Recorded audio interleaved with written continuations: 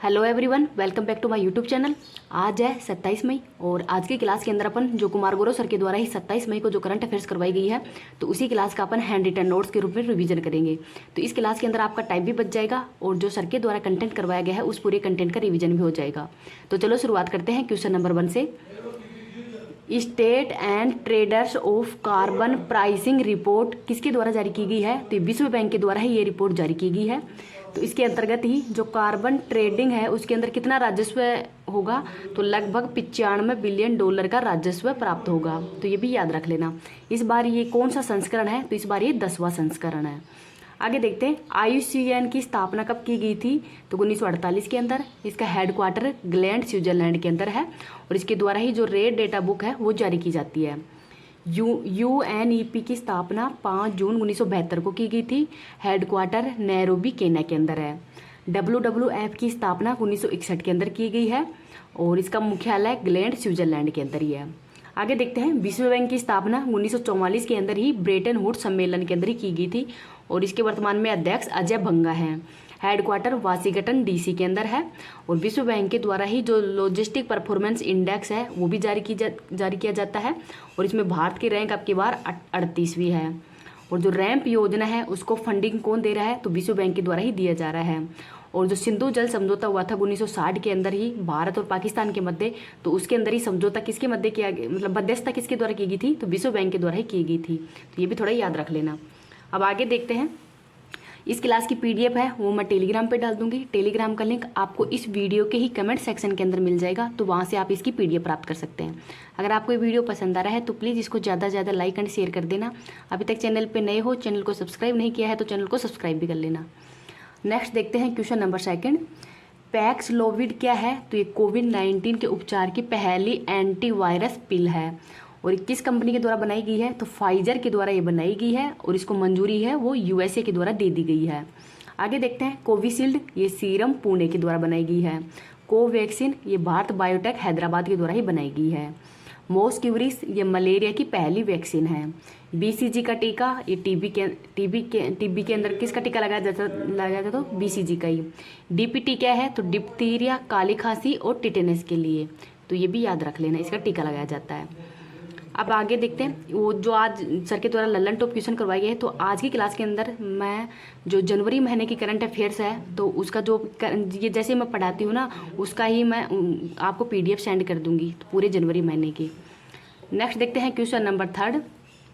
विश्व का पहला देश जिसमें कि मादक पेय पदार्थों पर ही स्वास्थ्य चेतावनी लेबलिंग है उसको अनिवार्य किया है, तो कौन सा देश है? तो आयरलैंड है।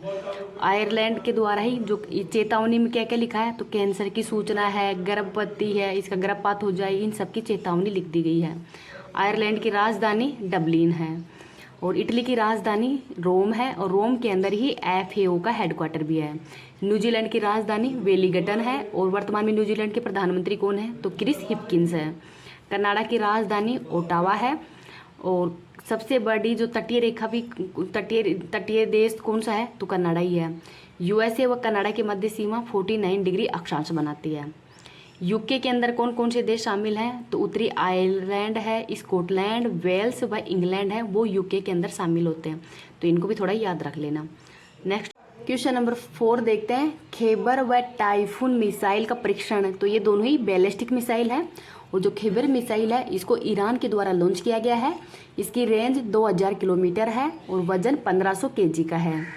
और जो खैबर है इसका अर्थ होता है मुस्लिम योद्धा। और ईरान की राजधानी क्या है? तो तेहरान है। दस्त-ए-लूट व दस्त-ए-कबीर है, ये ईरान के अंदर ही मरुस्थल है। रामसर स्थान ईरान के अंदर ही है और यहाँ पर ही रामसर सम्मेलन का आयोजन भी किया गया था 2 फरवरी 1971 को ही। ब्रह्मोस मिसाइल तो ये भारत और रूस के द्वारा इसका निर्माण करवाया गया था और ये क्रूज मिसाइल है। तुर्की की राजधानी अंकारा है और ये यूरोप का मरीज भी कहलाता है। ऑपरेशन दोस्त ये भारत के द्वारा ही तुर्की में चलाया गया था भूकंप में सहायता पहुंचाने के लिए। अनातोलिया का पठार, इसको एशिया माइनर का पठार भी कहते हैं।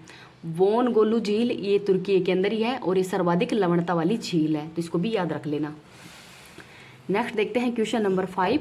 दुनिया का सबसे लंबा गीत जिसको कि गिनीज वर्ल्ड रिकॉर्ड के अंदर ही दर्ज किया गया है, तो ये कौन सा गीत है? तो श्री रामचरितमानस है और ये लगभग 138 घंटे का गीत है। और इसके गीतकार कौन है? तो बनारस के ही डॉक्टर जो जगदीश पिल्लई है उनके द्वारा इसको गाया गया है। और कौन सी भाषा के अंदर? तो अवधी भाषा के अंदर इसको गाया गया था। तो ये भी थोड़े याद रख लेना।